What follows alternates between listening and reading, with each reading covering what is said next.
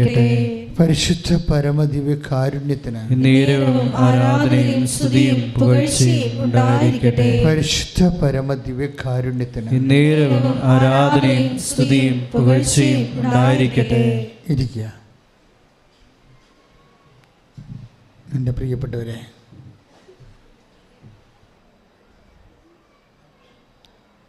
ഉടമ്പടി ധ്യാനത്തിനായി നമുക്ക് നമ്മളെ തന്നെ ഒരുക്കാം. ദൈവസ്നേഹത്തോടെ ഈ ധ്യാനത്തിൽ നമുക്ക് തന്നെ നമ്മുടെ മനസ്സിനെ അർപ്പിച്ചുകൊണ്ട് ആഴമായ വിശ്വാസ ബോധ്യങ്ങളിലേക്ക് കടന്നു വരാം. പ്രാർത്ഥിക്കുക. പരിശുദ്ധമേ ദേവമാതാവേ, ഏറ്റു പ്രാർത്ഥിക്കുക. പരിശുദ്ധമ്മേ, പരിശുദ്ധയമ്മേ, ദൈവമാതാവേ, ദൈവമാതാവേ, ഈ ഉടമ്പടി ധ്യാനത്തിലേക്ക് പരിശുദ്ധാത്മാവിനെ അയക്കുന്നതിനായി പരമപിതാവിനോട് ഈശോ വഴി മാധ്യസ്ഥം വഹിക്കണമേ. ഞങ്ങൾക്ക് ആവശ്യമായ വചനങ്ങൾ, ഞങ്ങൾക്ക് ആവശ്യമായ ശക്തി, ഞങ്ങൾക്ക് ആവശ്യമായ സമാശ്വാസങ്ങൾ, ഞങ്ങൾക്ക് ആവശ്യമായ വഴിനടത്തലുകൾ, ഈ ഉടമ്പടി ധ്യാനം തീർത്ഥാടനത്തിലെ കൃപാസനത്തില് ഓൺലൈനായി ഓരോ സ്ഥലങ്ങളിലും ധ്യാനം കൂടുന്നവരെ അങ്ങ് ആശീർവദിക്കണമേ. വിശ്വാസ സ്നേഹത്താൽ അങ്ങയുടെ വചനം ഗ്രഹിക്കുന്നതിന് ആവശ്യമായ ആധ്യാത്മികമായ ആന്തരിക അഭിഷേകത്താൽ നിറക്കണമേ. ശ്രദ്ധിക്കട്ടെ.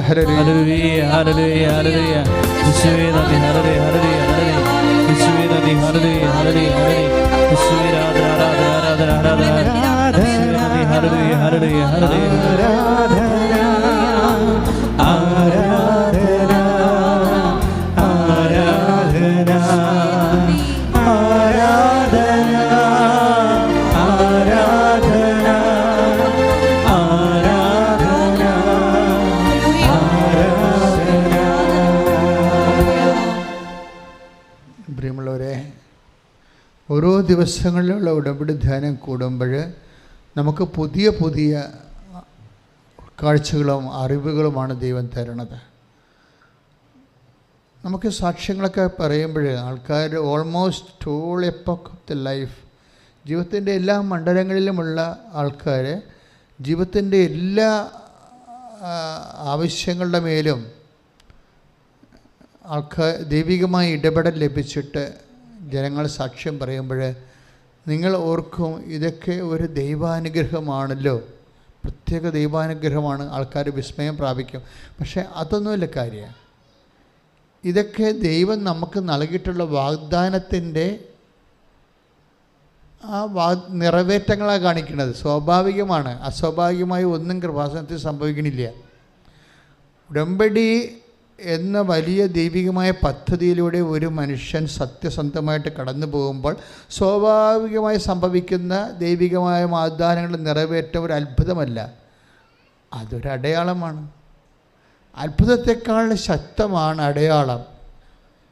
അടയാളം എന്ന് പറയുമ്പോൾ നമുക്കറിയാം, അടയാളം എന്ന് വെച്ച് കഴിഞ്ഞാൽ ഇപ്പോൾ നമ്മൾ ഏതെങ്കിലും സ്കൂളിൻ്റെ വാതിക്കൽ കൂടി പോയി കഴിഞ്ഞാൽ നമുക്ക് സ്കൂളിൽ ക്രോസ് ചെയ്യുന്ന സ്ഥലമുണ്ടെങ്കിൽ റോഡിൽ കുഞ്ഞുങ്ങൾ സ്കൂളിൽ അവരുടെ ബാഗ് തോളിലിട്ട് ഓടുന്ന ഒരു കറുത്ത ചിത്രം കാണിക്കും അല്ലേ? ചുവപ്പ് വട്ടത്തിൽ കറുത്ത ചിത്രം കുഞ്ഞുങ്ങളെ സ്കൂളിലേക്ക്. അതിൻ്റെ അർത്ഥം ഡ്രൈവർമാർക്കുള്ള ഒരു അടയാളമാണത്. എന്താ ഡ്രൈവർമാരോട് സർക്കാർ പറയണത്? ട്രാഫിക് ഡിപ്പാർട്ട്മെൻറ്റ് പറയണത് എന്താണ്?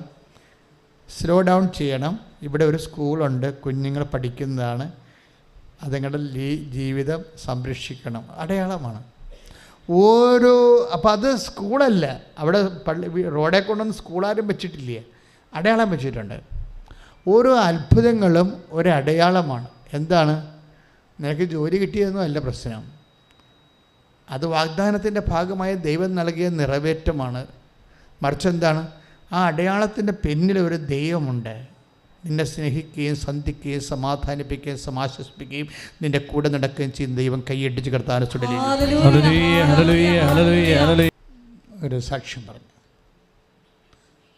വലിയ സാക്ഷ്യമാണെന്ന് വെച്ച് കഴിഞ്ഞാൽ അത്ര വലിയ സാക്ഷ്യമല്ല, എന്നാൽ നമുക്ക് റെഫർ ചെയ്യാവുന്നൊരു കുറേ അധികം പോയിൻറ്റ്സ് അതിലുണ്ട്. അഞ്ചു ആൻ്റണി ഒരു എയറോനോട്ടിക് എഞ്ചിനീയറാണ്. റാങ്കിൽ പഠിച്ചു വന്ന, എല്ലാ ബാച്ചിലും റാങ്ക് കിട്ടി പഠിച്ചു വന്ന എറണാകുളം കാരത്ത് ഏലൂർ സ്വദേശിയായ ഒരു എയറോനോട്ടിക് എഞ്ചിനീയറാണ്. എയറോനോട്ടിക് എഞ്ചിനീയർ വിമാനത്തിൻ്റെ എൻജിൻ സൈഡ് പഠിച്ചിട്ടുള്ള ആളാണ്. പക്ഷേ ആളിന് ജോലിയില്ല. ജോലിയില്ലാത്തതിൻ്റെ കാരണം വെച്ച് കഴിഞ്ഞാൽ റാങ്കിൽ ആൾ പാസ് ഔട്ടായതാണ്. അപ്പോൾ പെട്ടെന്ന് ജോലി കിട്ടേണ്ടതാണ്. ജോലി കിട്ടിയില്ല. പിന്നെ കല്യാണമായി, പിന്നെ പ്രസവമായി, കുട്ടികളെ വളർത്തലായി, നല്ല ഗ്യാപ്പായിപ്പോയി. നിങ്ങൾക്കിത് എല്ലാവർക്കും എന്തുമാത്രം മനസ്സിലാവുമെന്നറിയത്തില്ല. ഒരു എയറോനോട്ടിക് എഞ്ചിനീയറിൻ്റെ ജീവിതം ചുമ്മാ ദുരന്തമായി പോവുകയാണ്. ഒന്നും പഠിക്കാത്ത കുട്ടിയെപ്പോലെ ആകാൻ പോവുകയാണ്. എന്താ കാര്യം? ഒരു കല്യാണം വന്നു, പിന്നെ കുട്ടികളായി, പിന്നെ വളർത്തി കഴിഞ്ഞപ്പോൾ ഗ്യാപ്പായി, കരിയർ ഗ്യാപ്പ് വന്നു. കരിയർ ഗ്യാപ്പ് വന്നു കഴിഞ്ഞാൽ പിന്നെ നിങ്ങൾക്ക് പ്രൊഫഷണൽസിനറിയാം കരിയർ ഗ്യാപ്പാണ് നമ്മുടെ ഏറ്റവും വലിയ വില്ലൻ എന്ന് പറയുന്നത്. പക്ഷേ ഉടമ്പടിയിൽ ഒരിക്കലും കരിയർ ഗ്യാപ്പിനാണ് എപ്പോഴും ഉടമ്പടി ടാർഗറ്റ് ചെയ്യുന്ന ഒരു ഗൺ പോയിൻറ്റിലാക്കുന്ന ഒരു സംഭവം കരിയർ ഗ്യാപ്പാണ്. എന്നുവെച്ചാൽ കരിയർ ഗ്യാപ്പോടുകൂടി എന്ത് വരും? ഉടമ്പടി ഞങ്ങൾ സടകുടഞ്ഞ് എഴുന്നേക്കും. എന്താ കാര്യം? നിൻ്റെ മെറിറ്റ് പോയല്ലോ. അതാണ് പ്രശ്നം. കരിയർ ഗ്യാപ്പിൽ നിനക്ക് ജീവിതത്തിൻ്റെ സമ്മർദ്ദങ്ങളും ജീവിതത്തിൻ്റെ ആവശ്യം. ഇപ്പോൾ കല്യാണം കഴിക്കണ്ടേ? ഇപ്പോൾ വള്ളം നല്ലതാണ്, അത് വെള്ളത്തിൽ കിടക്കണം അല്ലേ? അപ്പോൾ എന്ത് പറ്റും? വള്ളത്തിന് തുഴഞ്ഞു പോകാൻ പറ്റും. പക്ഷേ വള്ളത്തിൽ കിടന്നു കഴിഞ്ഞാൽ വള്ളം മുങ്ങിപ്പോവും. ഇപ്പം നമ്മൾ പഠിക്കണത് എന്തിനാണ്? ജീവിക്കാനാണ്. ജീവിതമില്ല എന്നുണ്ടെങ്കിൽ പിന്നെ എന്ത് പറ്റും? പഠിച്ചു, പണമുണ്ട്, പക്ഷേ ജീവിതമില്ല. അപ്പോൾ എന്ത് പറ്റി? പ്രൊഫഷൻ ജീവിതത്തെ അങ്ങ് വിഴുങ്ങും. അപ്പം അങ്ങനെ വന്നു കഴിയുമ്പോൾ നമ്മൾ പ്രൊഫഷൻ നോൺസെൻസായിട്ട് മാറും. അപ്പോൾ ജീവിതം കരുപ്പിടിപ്പിക്കാൻ വേണ്ടി കല്യാണം കഴിച്ചു, അതിൻ്റെ ഭാഗമായിട്ട് കുഞ്ഞുങ്ങൾ വന്നപ്പോൾ കരിയർ പോയി, പ്രൊഫഷൻ പോയി. അത് എൻ്റെ മക്കളിത് നിങ്ങൾ ദൈവത്തെ ശരിക്കും സ്നേഹിക്കണമെന്ന് ഞാൻ പറയത്തുള്ളൂ. എന്താ സ്നേഹിക്കണമെന്ന് പറയാൻ കാരണം വെച്ച് കഴിഞ്ഞാൽ ഈ ലോകം മുഴുവൻ നോക്കണത് എങ്ങനെ നിന്നെ മെറിറ്റിൽ നിന്ന് ഔട്ടാക്കാവുന്ന നോക്കണത്. ലോകത്തിൻ്റെ മുഴുവൻ ലോകത്തിൻ്റെ മുഴുവൻ നിയമങ്ങൾ, എവിടെ സർക്കാർ നിയമമായാലും പ്രൊഫഷൻ്റെ നിയമമായാലും എല്ലാ നിയമങ്ങളും എൻ്റെ ഉദ്ദേശിക്കുന്നത് എന്താണ്? നിന്നെ ഡീമെറിറ്റിലാക്കുക എന്നുള്ളതാണ്. ദാറ്റ് മീൻസ് നിൻ്റെ ലൈഫ് സമ്മർദ്ദത്തിലാക്കി, കോമ്പറ്റീഷനിലാക്കി നിന്നെ ഔട്ടാക്കുകയാണ്. നിയമങ്ങൾ എന്ത് ചെയ്തതാണ്? ആരെയും രക്ഷിച്ചിട്ടില്ല, ഔട്ടാക്കിയതാണ് ചെയ്യണത്. ഈ നിയമം മനുഷ്യനെ ഔട്ടാക്കും. അത് ആത്മീയ നിയമമായാലും ശരി, അത് പാലിക്കാൻ പറ്റാതെ വന്നു കഴിഞ്ഞാൽ നമ്മൾ പാപിയായില്ലേ? തീർന്നില്ലേ പരിപാടി? ആത്മീയ നിയമം. പക്ഷെ നമുക്കത് പാലിക്കാൻ പറ്റാതെ വന്നാൽ നമ്മൾ എന്ത് ചെയ്യും? സിന്നറായിപ്പോയി, ഔട്ടായി. നമ്മൾ ക്രിക്കറ്റിൽ നിന്ന് ഔട്ടാകണ പോലെ ഔട്ടായി. നിയമങ്ങളെല്ലാം മനുഷ്യനെ ഔട്ടാക്കുകയുള്ളൂ, എന്ന് വെച്ചാൽ അയോഗ്യമാക്കി കളയും. അതുകൊണ്ട് ബൈബിൾ പറയുന്ന ഒരു സത്യമുണ്ട്. എന്താണ്? നിയമം മോശ വഴി ഉണ്ടായതാണ്. മോശ വഴി ഉണ്ടായ സംവിധാനം പലപ്പോഴും അതിൻ്റെ ആ ഫ്രെയിമിൽ നിന്നെ കയറ്റി ഇറക്കി കഴിയുമ്പോൾ ഒന്നെങ്കിൽ നീ വിൻ അല്ലെങ്കിൽ നീ ഔട്ടായി പോകും. അപ്പോൾ ഔട്ടാകുന്നവരുടെ എണ്ണം കൂടുതലാണ് അല്ലേ? എല്ലാവരും ഇന്നാവെന്ന് വിചാരിക്കുന്നുണ്ടോ? ഇതാണ് വിഷയം വരുന്നത്. നിയമത്തിൻ്റെ ഒരു പ്രോബ്ലം അതാണ്. 100 പേര് ഈ നിയമത്തിൻ്റെ ഫ്രെയിമിലൂടെ കടത്തി വിട്ടാൽ 70 പേര് ഔട്ടാകും, 30 പേരകത്താകും, യോഗ്യരാകും. അപ്പോൾ 70 പേര് ദൈവം സൃഷ്ടിച്ചതല്ലേ? അവരുടെ ഭാവി എന്ത്? അതിനെക്കുറിച്ച് ദൈവത്തിൻ്റെ കരുതൽ എന്ത്? അതുകൊണ്ട് വചനം പറയുന്ന ഒരു ഓപ്ഷനുണ്ട്. എന്താണ്? നിയമം മോശ വഴി ഉണ്ടായി, കൃപയും സത്യവുമാകട്ടെ യേശു ക്രിസ്തു വഴി ഉണ്ടായി. കൈയെട്ടിച്ച് കർത്താവിനെ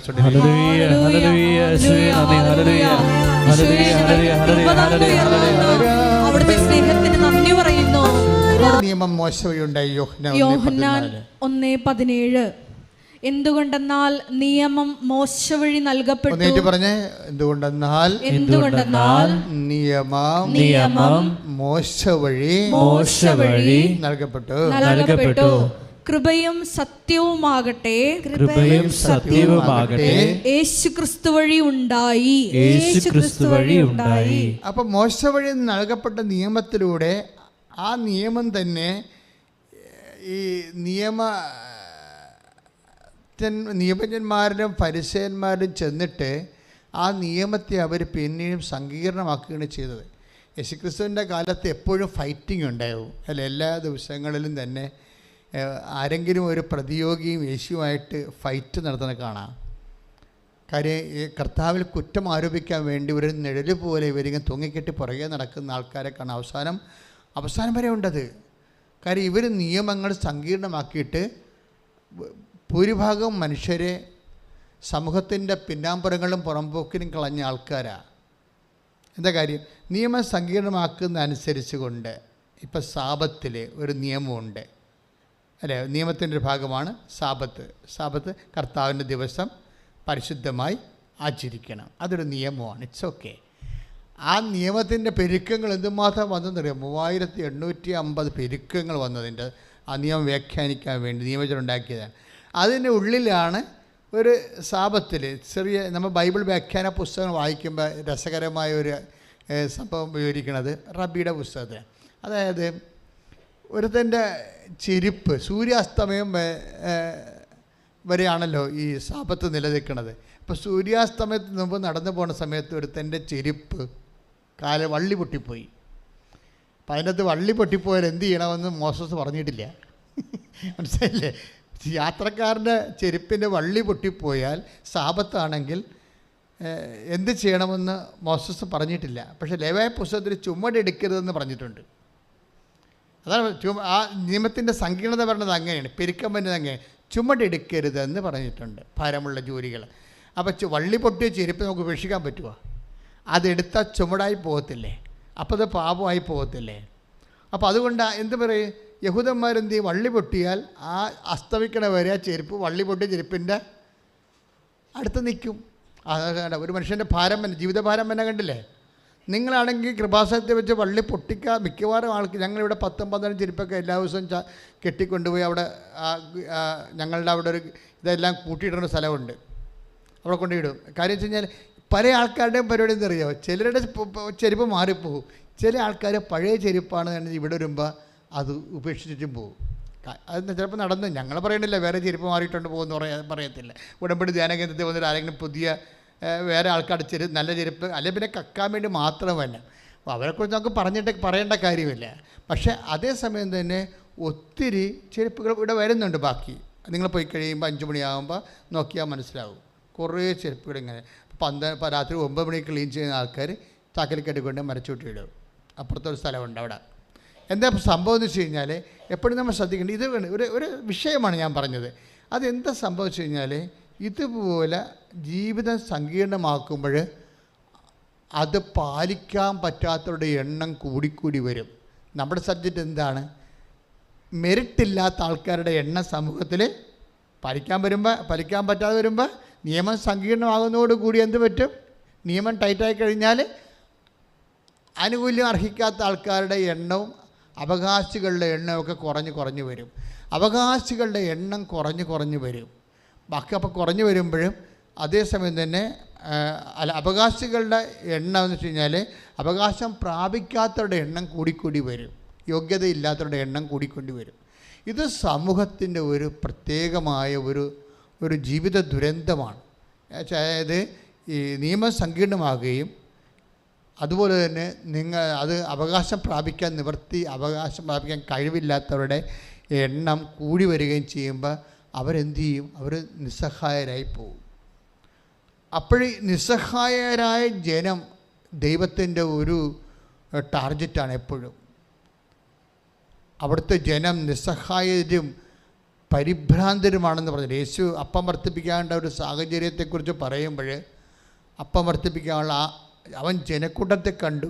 ആ ജനക്കൂട്ടം നിസ്സഹായവും ആരും സഹായിക്കാനില്ലാത്തവരും പിന്നെന്താണ് ആരും സഹായിക്കാനില്ലാത്തെങ്കിൽ പിന്നെ അടുത്ത വികാരം എന്താ വരണത്? പരിഭ്രാന്തര്. വചനം അഡ്രസ്സ് ചെയ്യുന്ന വലിയൊരു ജീവിതാവസ്ഥയാണ്. Take the word of God. സ്തുതിക്കട്ടെ. ഹല്ലേലൂയ, ഹല്ലേലൂയ, ഹല്ലേലൂയ, ഹല്ലേലൂയ, ഹല്ലേലൂയ. യേശുവേ നന്ദി. ഹല്ലേലൂയ. ആരാധന, ആരാധന, ആരാധന, ആരാധന.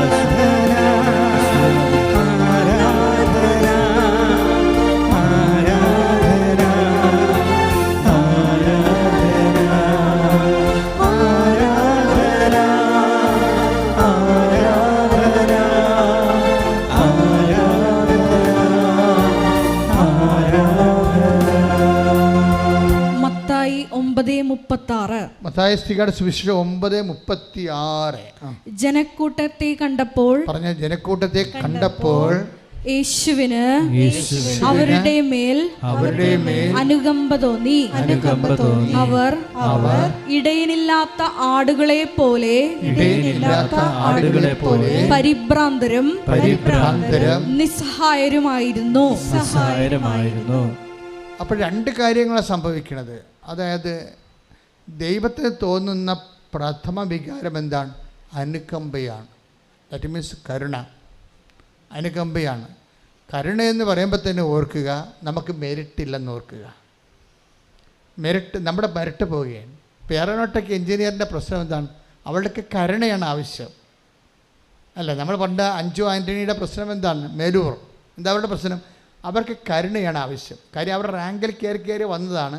പക്ഷേ ഇപ്പോഴേ അവർക്ക് 5-6 കൊല്ലത്തെ ഗ്യാപ്പായിപ്പോയി.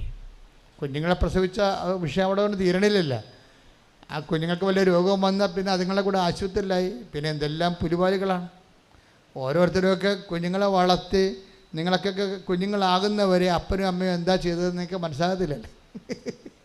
ഈ കുഞ്ഞുങ്ങൾ താമസിക്കുന്നവരൊക്കെ ഓർക്കണം, അത് കർത്താവിൻ്റെക്ക് എന്ന് പ്രാർത്ഥിച്ച് വാങ്ങിക്കാനാണ്. ഓട്ടോമാറ്റിക്കായിട്ട് കുഞ്ഞുങ്ങളെ കിട്ടണത് അത്ര നല്ല കാര്യമല്ല.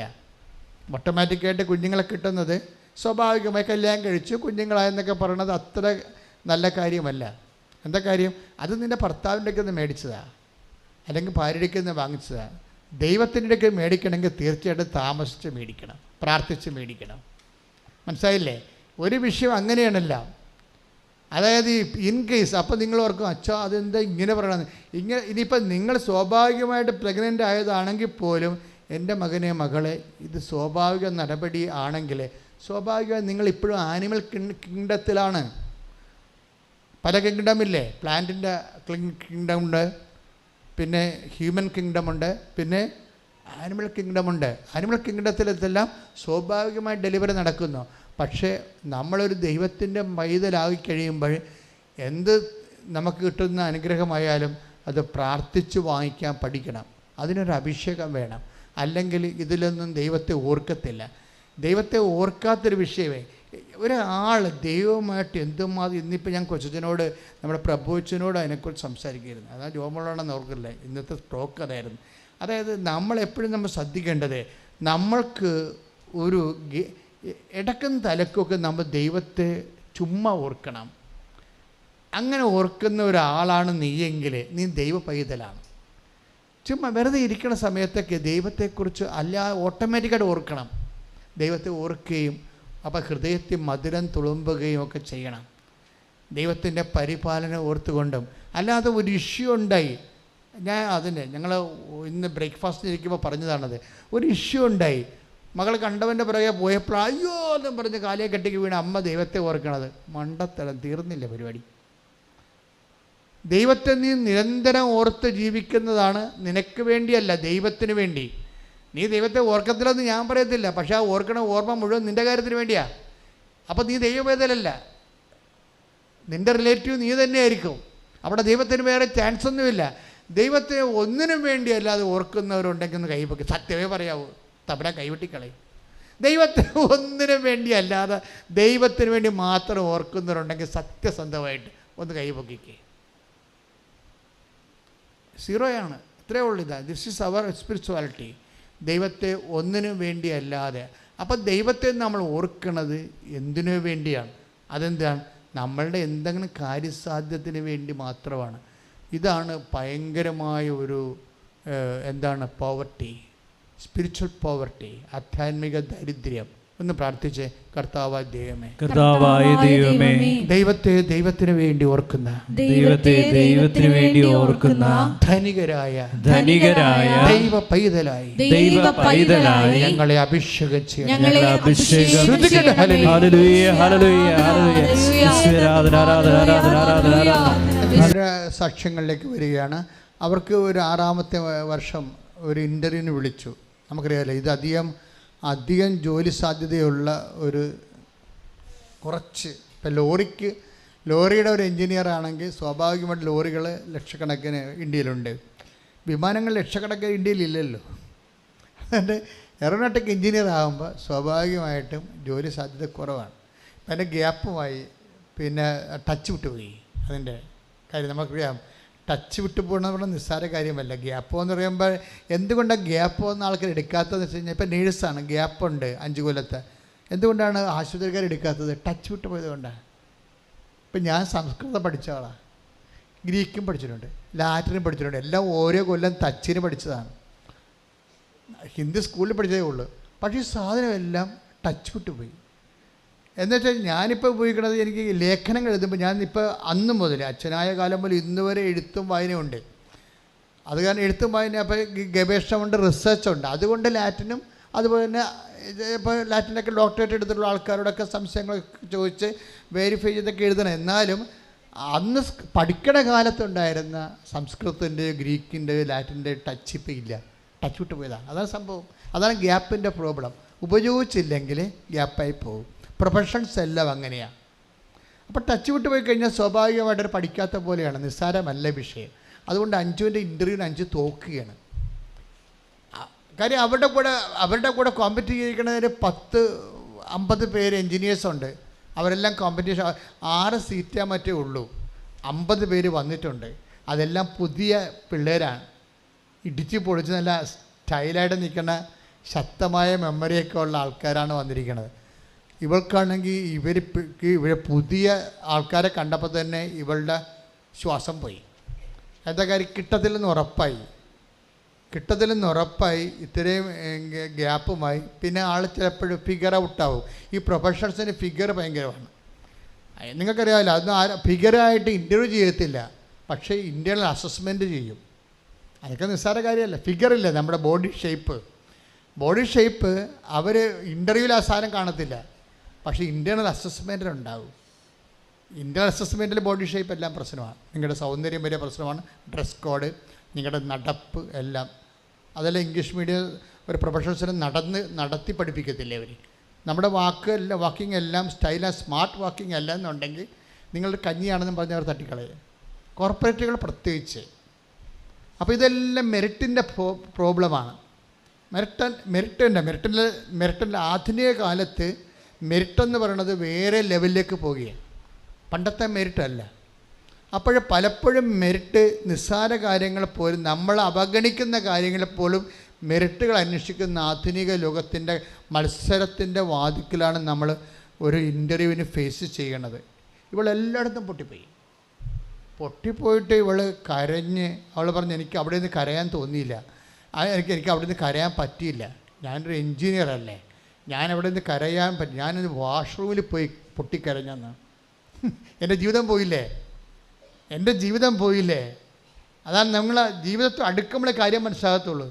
എൻ്റെ ജീവിതം പോയില്ലേ, ഞാൻ ഇത്രയും കാലം പഠിച്ചതും ഒരു അഡ്മിഷൻ കിട്ടാൻ എന്ത് പാടാണ്, അത് വാങ്ങിച്ചിട്ട് ആ റാങ്ക് നിലനിർത്താൻ എന്ത് പാടാണ്, അതെല്ലാം തീർന്നില്ലേ, ഞാൻ ഔട്ടായിപ്പോയി.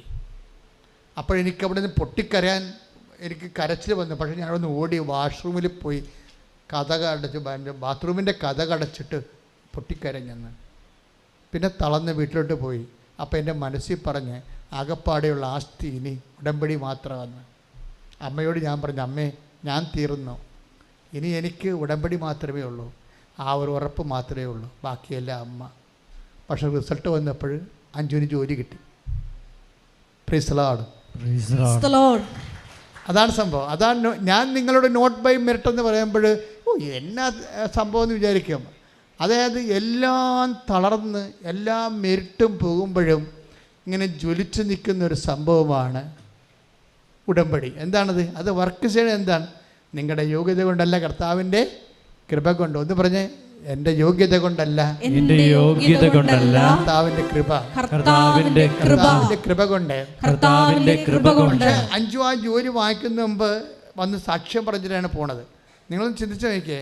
അവൾ പക്ഷെ അത് പ്രൊക്ലെയിം ചെയ്ത്, എന്താണ്, ഞാൻ വാഷ്റൂമിൽ വന്ന് കരഞ്ഞു, എൻ്റെ ജീവിതം തീർന്നു, ഞാൻ എന്നോട് ഗുഡ് ബൈ, എൻ്റെ പ്രൊഫഷനോട് ഗുഡ് ബൈ പറയുകയാണ്.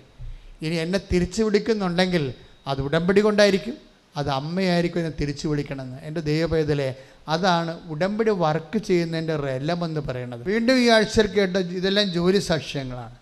വേറൊരു സാക്ഷ്യം ശോഭയുടെ സാക്ഷ്യം കേട്ടോ. ശോഭയുടെ സാക്ഷ്യം, ശോഭയുടെ ഭർത്താവിന് ജോലി നഷ്ടപ്പെട്ട്, ഭർത്താവിന് ജോലി നഷ്ടപ്പെടാൻ ജോലി ഉണ്ടായിരുന്ന ആളാണ്. പെട്ടെന്ന് ഗൾഫിൽ നിന്ന് ആൾ തിരിച്ചു പോരേണ്ടി വന്ന്. ജോലി നഷ്ടപ്പെടാൻ കാര്യം, അത് ഭർത്താവിൻ്റെ തലയിൽ ഒരു മുഴ വന്ന്. അപ്പോഴവിടെ ഡോക്ടർ നഴ്സിൻ്റെ അടുത്ത് സെക്കൻഡ് ഒപ്പീനിയനും തേർഡ് ഒപ്പീനിയൊക്കെ എടുത്തപ്പോൾ ക്യാൻസർ ആകാൻ സാധ്യതയുണ്ട്, ഇതിവിടെ നിന്നായി ചികിത്സിക്കാൻ പറ്റത്തില്ല, നാട്ടിൽ പോയി ചികിത്സിക്കണം, ഇവിടെ നിങ്ങളെ നോക്കാൻ ആരും ഇല്ലല്ലോ, അപ്പം നാട്ടിലല്ലേ ഉള്ളൂ, തന്നെയല്ലേ ഇവിടെയൊക്കെ ഭയങ്കര പൈസയൊക്കെ ആകത്തില്ലേ, അപ്പം അത് നാട്ടിൽ പോകാൻ. അപ്പം അവിടെ ജീവിതം തീർന്നു. തലയിലകത്താൻ മുഴ. അപ്പോൾ ഡോക്ടർ നോക്കിയിട്ട് പറഞ്ഞു, ഇത് തല പൊട്ടിക്കേണ്ടി വരും, തലയൊട്ടി പൊട്ടിക്കേണ്ടി വരും, ഉള്ളിലോട്ടത് പോയിട്ടുണ്ട്, അതിൻ്റെ വേരുകൾ പോയിട്ടുണ്ട്, തലച്ചോറിലോട്ട് പോയിട്ടുണ്ട്, അപ്പോൾ തല മൊത്തം പൊട്ടിക്കേണ്ടി വരും. അപ്പം നാട്ടിൽ പോയി തല പൊട്ടിക്കുകയോ അങ്ങനെ ചെയ്യാം, ഇവിടെ ചെയ്യാൻ പറ്റത്തില്ല എന്ന് പറയും. നിങ്ങളൊന്ന് ചിന്തിച്ച് നോക്കി. ഇതെല്ലാം കൃപാസനം ഈ അൾത്താറെ വന്നു പോയ കണ്ണീരിൻ്റെ അനുഭവങ്ങളാണ്. ആ കണ്ണീർ അനുഭവങ്ങളൊക്കെ അവസാന ഭാഗങ്ങൾ നിങ്ങൾ നോക്കണം. ഉടമ്പടി എങ്ങനെയാണ് മനുഷ്യനെ, ഞാൻ തന്നെ ശരിക്കും പറഞ്ഞാൽ ഓരോ ദിവസവും ഒരു വിസ്മയ ദിവസമാണ്. കാര്യം നമുക്ക് കണ്ണീര് കേൾക്കുമ്പോൾ സങ്കടം തോന്നുമെങ്കിലും കർത്താവ് പറഞ്ഞ പോലെയാണ്, സന്ധ്യയിൽ കരച്ചിൽ വരുന്നു. Take the word of God. സന്ധ്യയിൽ കരച്ചിൽ വരുന്നു. പറഞ്ഞേ, കരച്ചിൽ വരുന്നു, പ്രഭാതത്തിൽ സന്തോഷവും. അപ്പോൾ സന്ധ്യയിൽ ഇപ്പം നമുക്കൊരു കരച്ചിൽ വരുമ്പോൾ നമ്മൾ ഓർക്കണം, അടുത്ത പ്രഭാതം നമ്മുടേതാണ്, നമ്മുടെ ദൈവം അവിടെ നമുക്ക് സന്തോഷവും സമാശ്വാസം കൊണ്ട് നിൽക്കുന്നുണ്ട്. കാര്യം 5 പറഞ്ഞില്ലേ, ഇനിയൊരു ഉറപ്പ് ഉടമ്പടി മാത്രം, എല്ലാം പോയി, എൻ്റെ റാങ്കും പോയി, എൻ്റെ പ്രൊഫഷനും പോയി, ഇനിയൊരു ഉറപ്പ് ഉടമ്പടി മാത്രം. അപ്പോൾ ഉടമ്പടിയിൽ അവർക്കൊരു വിശ്വാസമുണ്ട്, അതാണ് വിഷയം. ചില ആൾക്കാർക്ക് തോറ്റു പോകുമ്പോൾ ഉടമ്പടി മറന്നു പോവര്. പക്ഷെ 5 മറന്നില്ല. 5 പറഞ്ഞ് ഇനിയൊരു ഉറപ്പ് ഉടമ്പടി മാത്രം. പക്ഷെ അമ്മ അത് ടേക്കപ്പ് ചെയ്തു. എൻ്റെ മക്കളെ, നിങ്ങളുടെ ലൈഫിൽ നിന്ന് നിങ്ങളുടെ മെരിറ്റ് ലൂസായി നിങ്ങൾ ഇങ്ങനെ ഡെസേർട്ടഡായി പോയാൽ, മരുഭൂമിയിൽ ഇങ്ങനെ അനാഥമായി ഉപേക്ഷിക്കപ്പെട്ടു പോയാലും നിങ്ങൾ ഓർക്കേണ്ടത് ദൈവവുമായിട്ട് ചെയ്ത ഉടമ്പടിയാണ്. എന്താ കാര്യം? അവൻ വിശ്വസ്തനായിരിക്കും എന്നുള്ളത്. ആ ഉടമ്പടിയെക്കുറിച്ച് വ്യക്തതയും ബോധമുള്ള ആൾക്കാർ ഉടമ്പടി പാലിച്ചു കൊണ്ടേയിരിക്കും. അല്ലാതെ എന്തെങ്കിലും ഒരു തട്ട് കിട്ടിക്കഴിയുമ്പോൾ ഉടമ്പടി ഡൗൺ ആക്കി, എവിടെയെങ്കിലും ഒന്ന് ഉടമ്പടി അല്പം പാലിക്കാൻ പറ്റാതെ വന്നാൽ പിന്നെ ബാക്കിയുള്ളത് ഇട്ട് കളയും. അങ്ങനെ ചെയ്യരുത്. അല്പം മിസ്റ്റേക്ക് ഉണ്ടെങ്കിൽ അത് തിരുത്തി നിങ്ങൾ മുന്നേറണം. ബാക്കിയുള്ള ചെയ്തുകൊണ്ടും അടുത്ത സമയത്ത് അത് മറ്റുള്ളത് റെക്ടിഫൈ ചെയ്തുകൊണ്ടും അങ്ങ് മുന്നേറണം. ഇട്ട് കളയരുത്. പിശാസാണ് പറയണത്, ആ ഒരെണ്ണം ഇട്ട് കളഞ്ഞില്ലേ, ഇനി ഉടമ്പടി പോയി.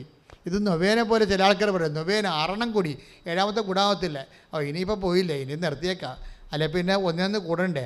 അങ്ങനെ ഒന്നും ഉടമ്പടിക്കില്ല.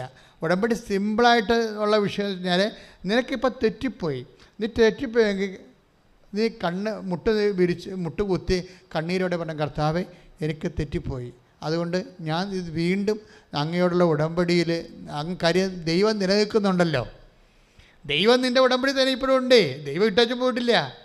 അതുകൊണ്ടാണ് 2 തിമോത്തി 2:13 പ്രധാനപ്പെട്ട വചനമാകുന്നത്. 2 തിമോത്തി 2:13 എന്തുകൊണ്ടാണ് ഏറ്റവും പ്രധാനപ്പെട്ട വചനമാകുന്നത്? നിങ്ങൾ അവിശ്വസ്തരായിരുന്നാലും ഞാൻ വിശ്വസ്തനായിരിക്കും. Praise the Lord. ഇപ്പം നമ്മളിപ്പോൾ ഇപ്പോൾ പണ്ടൊക്കെ ഈ കുഞ്ഞുനാളിലൊക്കെ ഈ കയർ പിരിക്കണ ഒരു പരിപാടിയുണ്ട്. ഇപ്പോൾ കയർ പിരിക്കുമ്പോൾ ആ 2 കയറെടുത്തിട്ട് അപ്പുറത്ത് ഇപ്പം നിന്ന് ആൾക്കാർ നാട്ടിൻ പുറത്ത് കൈക്ക് പിരിച്ചുകൊണ്ടിരിക്കും. അപ്പം കയറിന് മുറുക്കം വരുമ്പോൾ ഏറ്റവും തളർന്ന, ഇപ്പോൾ അപ്പുറത്ത് നിൽക്കുന്നത് ഇത്തിരി ബലഹീനമായ പാർട്ടിയാണെങ്കിൽ അവരുടെ കയ്യിൽ നിന്ന് അത് വിട്ടുപോകും. പക്ഷേ അപ്പനും അമ്മയാണ് ഇപ്പുറത്ത് നിൽക്കണമെന്നുണ്ടെങ്കിൽ അവർ ആ കയ്യിൽ നിന്ന് വിട്ടുപോകത്തില്ല.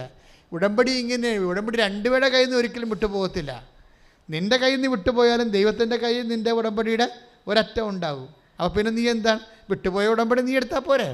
നീ ദൈവത്തോട് മാപ്പ് ചോദിച്ചുകൊണ്ട് രണ്ടാമത് റീസ്റ്റാർട്ട് ചെയ്യണം. അത്രയും ജീവിതം തീർന്നുവെന്ന് ശോഭയും ഹസ്ബൻഡും വിചാരിക്കുന്നു. അവർക്കുള്ളത് എന്താണ്? ഉടമ്പടിയുടെ ഒരു ബലമാണ്. പക്ഷെ നാട്ടിൽ വന്ന് ഇങ്ങനെ തലയൊട്ടി പൊളിച്ച് തലച്ചോറിൻ്റെ ഉള്ളിലേക്ക് പോകുന്ന വേരുള്ളതാണ്, മേജർ ഓപ്പറേഷനാണ്. കുടുംബം വെളുത്തു പോകുന്നൊക്കെ വിചാരിച്ച് പേടിച്ച് പ്രാർത്ഥിച്ച് ഉടമ്പടി എടുത്തിട്ടാണ് ഇവർ ഇതെല്ലാം ചെയ്യണത്. പക്ഷേ റിസൾട്ട് വന്നപ്പോൾ അത് വെറും ഒരു വെള്ളം മാത്രമാണെന്നും കൊഴുപ്പ് കെട്ടിയിരിക്കണമെന്നും സിമ്പിളായിട്ട് ആ വിഷയം കൈകാര്യം. അപ്പോൾ പെട്ടെന്നാണ് ഇങ്ങനെ ഒരു കാർമേഘം പോലെ വരണത്. അപ്പോൾ കാർമേഘം വരുമ്പോഴേ ഇങ്ങനെ ഇപ്പം തന്നെ മഴ പെയ്ത് നമ്മുടെ വീട് മുങ്ങിപ്പോയി ഒഴുകിപ്പോകുന്നും പ്രളയമായി ഒഴുകിപ്പോകുന്നൊന്നും ധരിക്കരുത്. കാര്യം നമ്മൾക്കൊരു ഉറപ്പെന്താണ്? നമ്മുടെ വിശ്വാസമാണ്, ദൈവത്തിലുള്ള വിശ്വാസം. അപ്പോൾ എൻ്റെ മക്കളെന്താ ചെയ്യണമെന്ന് വെച്ച് കഴിഞ്ഞാൽ ഈ ഇഷ്യൂസ് ഉണ്ടാകുമ്പോൾ മാത്രം ദൈവവുമായിട്ട് ഒരു റിലേഷൻ വെക്കരുത്. ഇപ്പോൾ ചിലത് അങ്ങനെയല്ലേ, എന്തെങ്കിലും ഒരു പ്രോബ്ലം ഉണ്ടാകുമ്പോൾ ഉടമ്പടി എടുത്ത് കുറച്ച് നാൾ ഉടമ്പടിയിലൊക്കെ ജീവിച്ച് അതിൻ്റെ ആനുകൂല്യമൊക്കെ കൈപ്പറ്റി സാക്ഷിയൊക്കെ പറഞ്ഞിങ്ങനെ പോകും. പിന്നെ എന്ത് ചെയ്യും? പിന്നെ പഴയ ലോകത്താനായിട്ട് തന്നെ പിന്നെ അവർ ജീവിക്കും. അതാണ് പ്രോബ്ലം. അത് ദൈവത്തിന് നേരത്തെ അറിയാം. നിങ്ങൾ ഈ കാര്യം കണ്ടു കഴിയുമ്പോൾ വീണ്ടും പഴയതുപോലെ പൗശന്യവും വഴക്കും തമ്മിലടിയും അസ്വസ്ഥതയും കള്ളത്തരവും തോന്നിവാസവും മത്സരവും വാശിയും വെള്ളവടിയും എല്ലാം തിരിച്ചു വരുമെന്നും നിങ്ങളിപ്പോൾ അത്യാവശ്യം നിക്കക്കളിയില്ലാത്തതുകൊണ്ട് പട്ടങ്ങി പറയണമെന്നും നിങ്ങൾ പഴയ പിഴച്ച ആൾക്കാരായിട്ട് തന്നെ തിരിച്ചു പോകുമെന്നും ദൈവത്തിനെങ്ങാനും ഒരു അറിവ് നേരത്തെ ഉണ്ടെങ്കിൽ അത് പണിയായി വരും, ഉടമ്പടി താമസിക്കാം. അപ്പം നിങ്ങൾ ആദ്യം എടുക്കേണ്ട തീരുമാനം ഇതാണ്: കർത്താവേ, ഉടമ്പടിയിലൂടെ ലഭിച്ച വിശുദ്ധി ഏത് സാഹചര്യത്തിൽ ഞാൻ നഷ്ടപ്പെടുത്തത്തില്ല. ഉടമ്പടിയിലൂടെ ലഭിച്ച ദൈവസ്നേഹവും അങ്ങയുമായിട്ടുള്ള ബന്ധവും നേരിട്ട് പറഞ്ഞ്, ദൈവമേ ഉടമ്പടിയിലൂടെ ലഭിച്ച വിശുദ്ധിയും സാക്ഷ്യ ജീവിതവും അങ്ങയുടെ മഹത്വത്തിനു വേണ്ടി നിന്നോടുള്ള സ്നേഹത്തെ പ്രതി ഞാൻ എക്കാലവും നിലനിർത്താം. എന്നെ സഹായിക്കണമേ.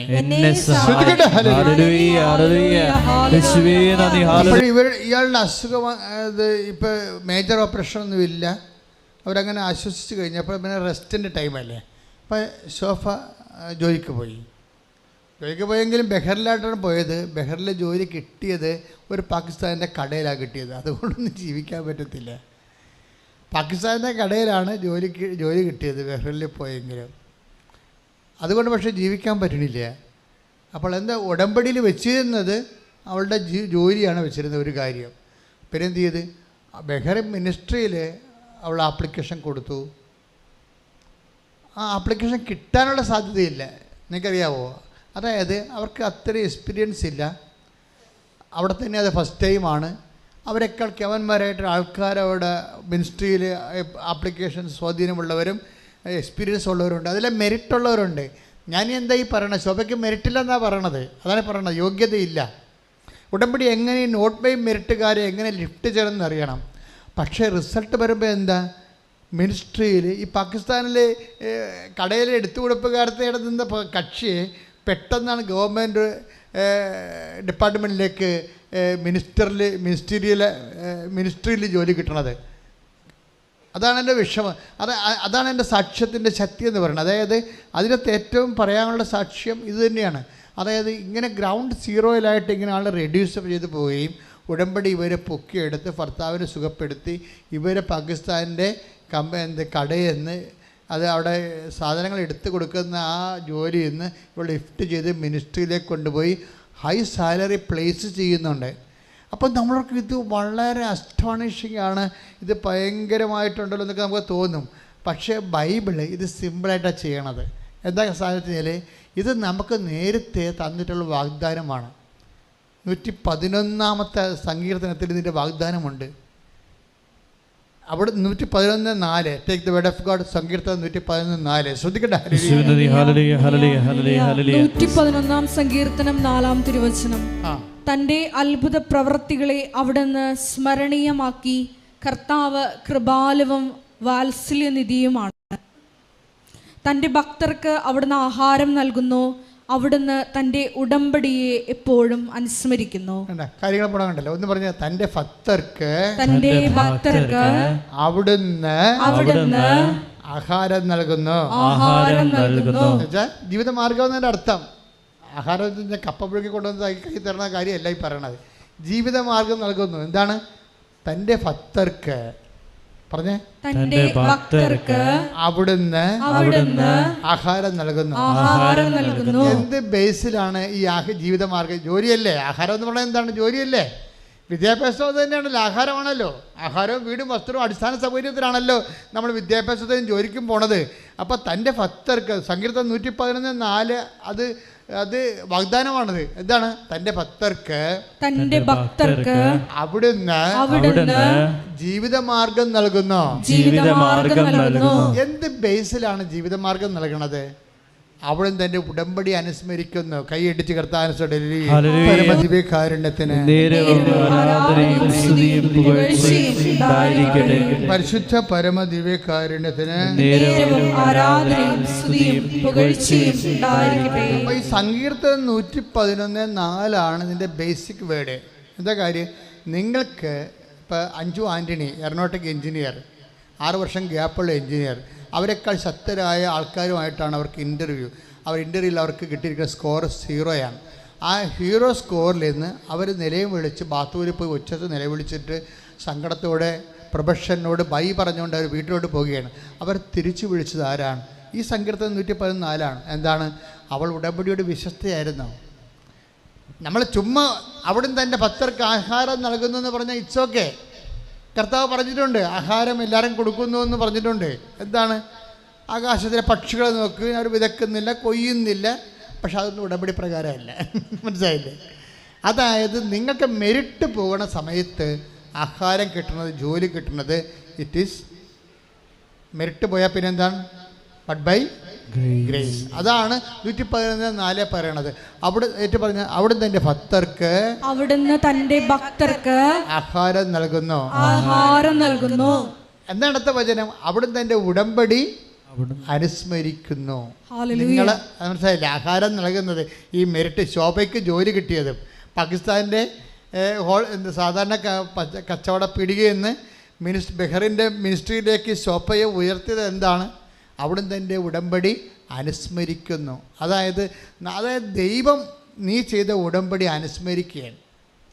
ആ അനുസ്മരണം അതേ സമയത്തുള്ള അതേ ഒരു വൈബിലെ നീയും ദൈവത്തോട് ചെയ്ത ഉടമ്പടി അനുസ്മരിച്ചുകൊണ്ടേയിരിക്കണം. പ്രാർത്ഥിക്കുക. കർത്താവായ ദൈവമേ, ഞാൻ അങ്ങയോട് ചെയ്ത ഉടമ്പടി അനുദിനം അനുസ്മരിക്കുവാനും അതനുസരിച്ച് അങ്ങയുടെ ഭക്തനായി ഭക്തയായി ഉടമ്പടിയിൽ വളരുവാനും എന്നെ സഹായിക്കണമേ. ശ്രദ്ധിക്കട്ടെ. സങ്കീർത്തനത്തിലൂടെ ഞങ്ങൾ പ്രാർത്ഥിക്കുന്നു. രാത്രിയിൽ വിലാപമുണ്ടായേക്കാം,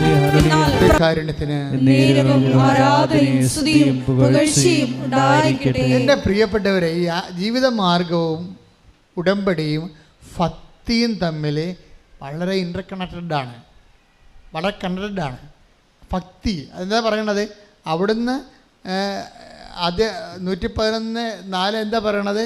അവിടുന്ന് തന്റെ ഭക്തർക്ക് ആഹാരം നൽകുന്നു, ജീവിതമാർഗം നൽകുന്നു. എന്താണ് കാരണം? അവിടുന്ന് തന്റെ ഉടമ്പടി അനുസ്മരിക്കുന്നു. അപ്പൊ ഭക്തർക്കാണ് നൽകുന്നത്. ഭക്തി ഒരു പ്രശ്നമാണ് നിന്റെ അകത്തെ. ഉടമ്പടിയും ഭക്തിയും. ഇപ്പം നിനക്ക് ജോലി വേണം, വീട് വേണം, വിവാഹം നടക്കണം, കുഞ്ഞുങ്ങൾ ഉണ്ടാവണം, വസ്തു വിൽക്കണം, രോഗം മാറണം, ദാറ്റ്സ് ഓക്കെ. പക്ഷെ ഇത് വർക്ക് ചെയ്യുന്ന ഭക്തിയിലാണ്. ഈ ഇങ്ങനെ എല്ലാ മാർഗങ്ങളും ഉടമ്പടിയുടെ ഭക്തിയുണ്ട്. ഭക്തി എന്ന് പറയണം നീ ഇവിടെ വന്ന് വിറച്ചതുള്ളി കമന്നടിച്ച് കിടക്കണമല്ല ഭക്തി.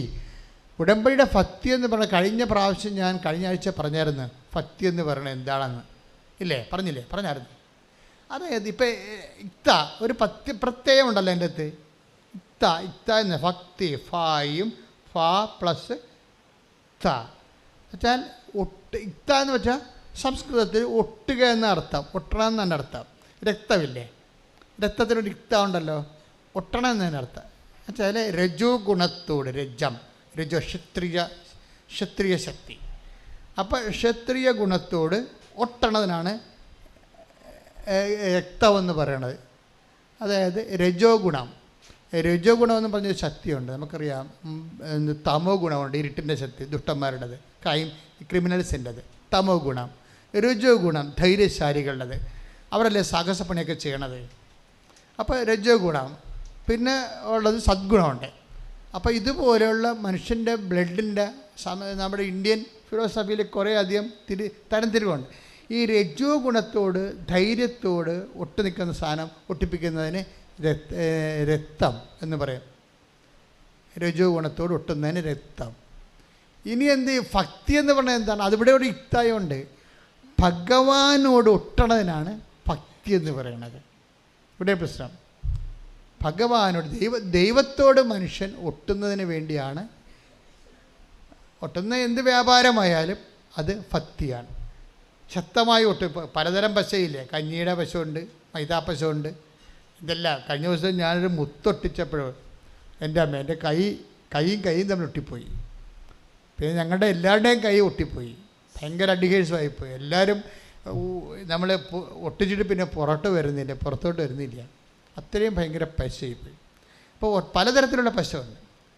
അപ്പോൾ ഈ ഭക്തിയിലും നമ്മൾ ഭഗവാനോട് കാണിക്കുന്ന ഭക്തിയുണ്ട്. അതിലും തന്നെ പശക്ക് പലതരം പശുണ്ട്. ചുമ്മാ നാക്കുകൊണ്ട് ഭക്തിഗാനം പാടിയാലും ഭഗവാനോട് ഒട്ടും, പക്ഷെ കുറച്ച് കഴിയുമ്പോൾ പറഞ്ഞു പോകും. ഇതാണ് പ്രശ്നം. ഇത് പ്രശ്നമാണ്. നിങ്ങൾ ഉടമ്പടിയെക്കുറിച്ച് പറയുമ്പോൾ ഉടമ്പടിയും ഭക്തിയും തമ്മിൽ ഭയങ്കര ബന്ധമുണ്ട്. ഇപ്പം നമ്മൾ ഭക്തി ഗാനങ്ങൾ തന്നെ ഒരു പാട്ട് പാടിക്കഴിഞ്ഞാൽ ഭക്തിഗാനമാണെങ്കിൽ ഭക്തിയിൽ അഭിഷേകമുള്ള ഗാനം അത് പാടിക്കഴിയുമ്പോൾ നമുക്ക് ദൈവത്തോടൊരു അടുപ്പം തോന്നും, ഭഗവാനോട് നമ്മൾ ഒട്ടും. കുറച്ച് കഴിയുമ്പോൾ അത് പറഞ്ഞു പോകും. കാര്യം ഭക്തിഗാനത്തിനൊക്കെ ഒട്ടിക്കുന്നതിനൊക്കെ ഒരു പരിധിയുണ്ട്. അത് കഴിഞ്ഞാൽ പിന്നെ ഒട്ടത്തില്ല ഈ സാധനം. പശയുടെ ക്വാളിറ്റി പോലെ ഇരിക്കുന്ന സംഭവം. പക്ഷെ ഉടമ്പടിയിൽ ഉപയോഗിക്കുന്ന ഭക്തി എന്ന് പറയുന്നത് വേറെ ഒരു സംഭവമാണ്. നാക്കിൻ്റെ ചൊല്ലലല്ല, എന്താ ഉപയോഗിക്കണത്? ചെയ്യലാണ്.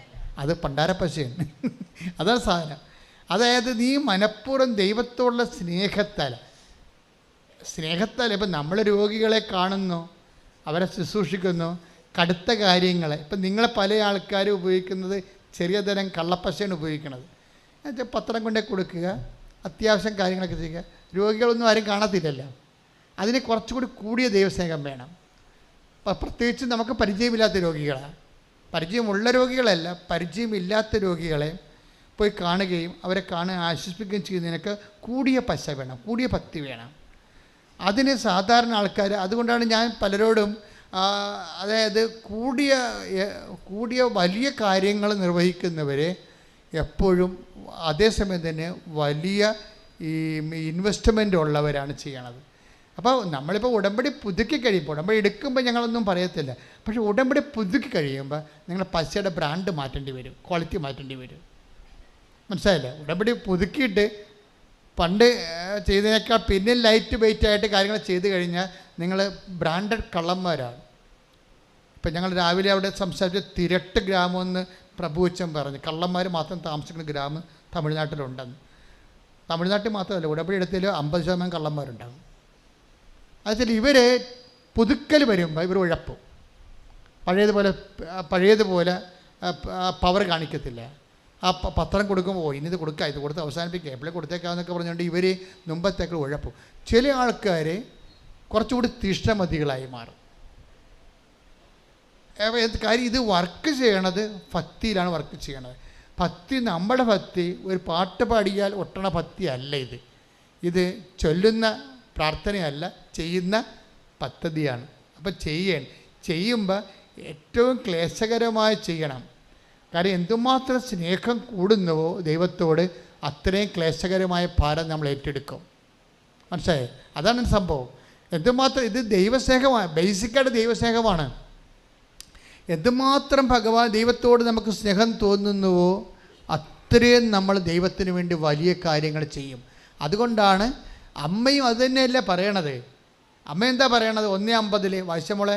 ലൂക്ക 1:49 ശക്തനായവൻ എനിക്ക് വലിയ കാര്യങ്ങൾ ചെയ്തിരിക്കുന്നു. അവിടുത്തെ നാമം പരിശുദ്ധമാണ്. അവിടുത്തെ ഭക്തരുടെ മേൽ തലമുറകൾ തോറും അവിടുന്ന് കരുണ വർഷിക്കും. അതായത് ഭക്തി വർദ്ധിക്കുന്നതനുസരിച്ച് ലൂക്ക 1:50 എന്താ പറയണത്? ഒന്ന് പറഞ്ഞ്, അവിടുത്തെ ഭക്തരുടെ മേൽ അവിടുന്ന് തലമുറകൾ തോറും കരുണ വർഷിക്കും. അപ്പോൾ വലിയ കാര്യങ്ങൾ ചെയ്യണതും ഭക്തിയിൽ വലിയ കാര്യങ്ങൾ ചെയ്യുമ്പോഴെന്താ പറ്റും? തലമുറകൾക്ക് ബ്ലെസ്സിങ് കിട്ടും. പക്ഷേ നിൻ്റെ ഇപ്പം അമ്മ മകൾക്ക് വേണ്ടി പ്രാർത്ഥിക്കുന്നല്ലേ, ഇവിടെ വരുമ്പോൾ ഒത്തിരി പേര് വരുന്നുണ്ടല്ലോ അമ്മമാർ മകൾക്ക് വേണ്ടി പ്രാർത്ഥിക്കുന്നത്. പക്ഷേ മകൾക്ക് വേണ്ടി പ്രാർത്ഥിക്കുന്ന ആ തലമുറയാണല്ലോ, വേറെ തലമുറയല്ലേ. പേരക്കിടാങ്ങൾക്ക് വേണ്ടി പ്രാർത്ഥിക്കുന്ന അമ്മമ്മമാരും വരുന്നുണ്ട്. ഞങ്ങളിവിടെ ഉടമ്പടി ആവതില്ലെങ്കിൽ എടുപ്പിക്കത്തില്ലെന്നേ ഉള്ളൂ. കാര്യം അവർക്കത് ചെയ്യാൻ പറ്റത്തില്ല. ചെയ്യാൻ പറ്റും. ഇപ്പോൾ ഇന്നലെ 75 വയസ്സ് കോഴിക്കോട്ടെന്ന് ഒരു നോൺ ക്രിസ്ത്യനായിട്ടുള്ള അമ്മാമ്മ വന്നു. എന്നാ പവറാ! അവരോട് പറഞ്ഞാൽ അവർ ശരിക്കും പറഞ്ഞാൽ 17 വയസ്സുകാരെ പോലെ അവർ സംഭവം ചെയ്യും. അത്രയും പവർ 70 വയസ്സുകൊണ്ടൊന്നും ഒരു കാര്യമില്ല. ഞങ്ങൾ നോക്കണ വയസ്സല്ല, ഇവർക്ക് ചെയ്യാനുള്ള ആംബിയർ ഉണ്ടെന്നാണ് ഞങ്ങൾ നോക്കണത്. വയസ്സൊക്കെ പറയുന്നുണ്ടെങ്കിൽ ഞങ്ങളുടെ മനസ്സിരിപ്പ്, ഞങ്ങളുടെ അസസ്മെൻറ്റിൽ എന്താ ചെയ്യണം. അതുകൊണ്ടല്ലേ ചില വയസ്സന്മാരെ കാണുന്നില്ല ഉടമ്പടി എടുക്കണത്. അതെന്താ വെച്ച് കഴിഞ്ഞാൽ അവർക്ക് ചെയ്യാനുള്ള ആംബിയറുണ്ട്. മറ്റുള്ളവർ ചുമ്മാ മരുമകളെ വീട്ടിൽ ഇരുന്ന് അതെന്ത് ചെയ്യരുത്, നീ ഇവിടെ പേടി, ഇന്നലെ ഇവിടെ പേടി, ഇന്നലെ മെനേന്ന് ഇവിടെ പോയതൊക്കെ ചോദിക്കുമ്പോൾ പറയും നിങ്ങൾ പോയി കൃപാസനത്തിൽ ഇരിക്കാൻ പറഞ്ഞു വിടും. അങ്ങനെ വന്ന് ഇവിടെ ഇരിക്കുന്ന ആൾക്കാരുണ്ട്. എന്നിവിടെ വന്നാലേ എന്നാൽ പിന്നെ ഉടമ്പടി കൊണ്ട് എടുത്തേക്കാമെന്ന് വിചാരിക്കും. അങ്ങനെയുള്ളവരെ കാണുമ്പോൾ നമുക്കറിയാം ഇവർ ചെയ്യത്തില്ല, ചുമ്മാ അഭ്യാസത്തിന് വന്നാണെന്നറിയാം, എടുപ്പിക്കത്തില്ല. പക്ഷേ എപ്പോഴും നമ്മൾ ശ്രദ്ധിക്കേണ്ട ഒരു വിഷയം എന്ന് വെച്ചാൽ, ഈശോ അമ്മ എന്താ പറഞ്ഞത്? ലൂക്ക 1:50 എന്താ പറഞ്ഞത്? അവിടുന്ന് തൻ്റെ ഭക്തരുടെ മേൽ തൻ്റെ കാരുണ്യം തലമുറകൾ തോറും പ്രദർശിപ്പിക്കും. അപ്പൊ 2-3 പ്രശ്നമാണ് അവിടെ. അതെല്ലാം ഉടമ്പടിയാണ്. കാര്യം അവിടെ കാരുണ്യം മന്ത്രമുണ്ട്. Not by merit but by grace. അതാണല്ലോ കാരുണ്യം, മെറിറ്റിലല്ല. അപ്പം തലമുറകളോട് കാരുണ്യം കാണിക്കും. നിന്റെ മക്കളോടും പേരക്കിടാങ്ങളോടും ദൈവം കാരുണ്യം കാണിക്കും. ആരുടെ? ഭക്തരുടെ മേലാണ്. ആ ഭക്തി കാണിക്കുന്ന വ്യക്തി ഭക്തി സത്യസന്ധമായിട്ടാണ് കാണിക്കണതെങ്കിൽ, സത്യസന്ധമായിട്ട് കാണിക്കണമെന്ന് പറയുമ്പോൾ എന്താണ് സംഭവം വെച്ചാൽ, ദൈവസ്നേഹമാണ്. ദൈവസ്നേഹം കൂടിയാൽ നമ്മൾ രക്തസാക്ഷി വരെ ആയിപ്പോവും. ഞാനൊക്കെ എപ്പോഴും കൊതിക്കണ ഒരു സംഭവമാണ്. എനിക്കിങ്ങനെ പനി പിടിച്ച് മരിക്കുമ്പോഴൊക്കെ ആത്മഹത്യ ചെയ്ത പോലെയുള്ളൊരു പദ്ധതി എൻ്റെ മനസ്സിനുള്ളത്. അങ്ങനെ ഒരു സുവിശേഷകരൊക്കെ എന്നെ പനി പിടിച്ച് മരിക്കണേ.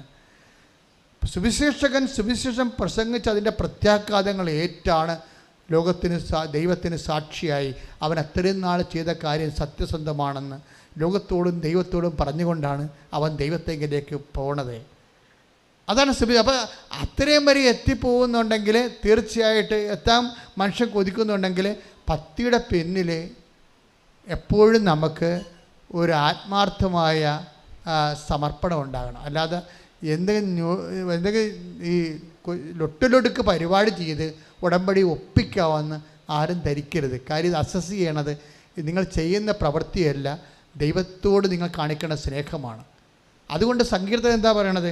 അവിടുന്ന് സ്നേഹത്താൽ ശ്രുതിക്കട്ടെ.